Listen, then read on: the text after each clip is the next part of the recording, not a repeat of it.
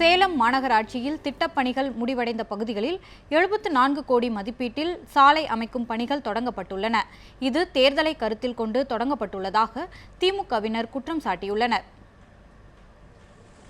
சேலம் மாநகர பகுதிகளில் சுமார் 750 கிலோமீட்டர் சாலைகளில் 80% சாலைகள் பழுதடைந்தே காட்சியளிப்பதாக கூறப்படுகிறது.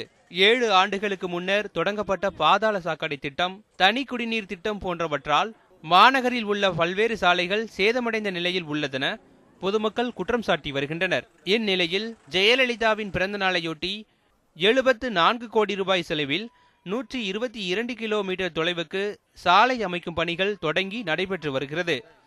கடந்த 4.5 ஆண்டுகளாக கண்டுகொள்ளாமல் இருந்துவிட்டு தேர்தல் நெருங்குவதால் அவசரமாக சாலை அமைக்கும் பணியில் அதிமுக அரசு ஆர்வம் காட்டுவதாக திமுகவினர் விமர்சித்துள்ளனர். நிறைய பேர் அடிபட்டு பெரியவங்க, வயசானவங்க, இளம்பெண்கள், பிரசவத்தில் இருக்கிறவங்க, மகளிருங்க எல்லாரும் அடிபட்டு கை கால்கள் உடஞ்சி இருந்தாங்க. அவ்வளோ மோசமான சூழ்நிலையில் கூட இந்த அரசாங்கம் மக்களுடைய கஷ்டத்தை நினச்சி பார்க்கல. இன்றைக்கி இன்னும் ஒரு 10 நாள் தான் இருக்குது, டேட் அறிவிக்க போகிறாங்க. எப்போ வேணாலும் அறிவிக்கலாம் தேர்தல் தேதி.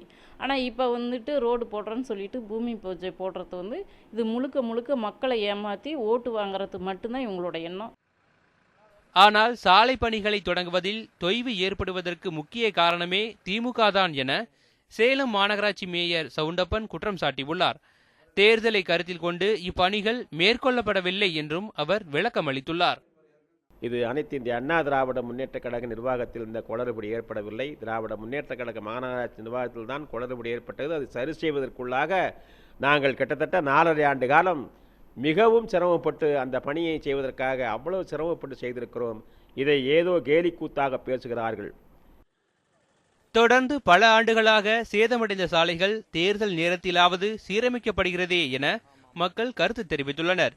2 கட்சிகளும் மாறி மாறி குற்றச்சாட்டுகளை கூறி வரும் நிலையில் தரமான சாலைகளை அமைக்க வேண்டும் என்பதே சேலம் மக்களின் தற்போதைய கோரிக்கையாக உள்ளது. ரியாஸ், நியூஸ் 7 தமிழ், சேலம்.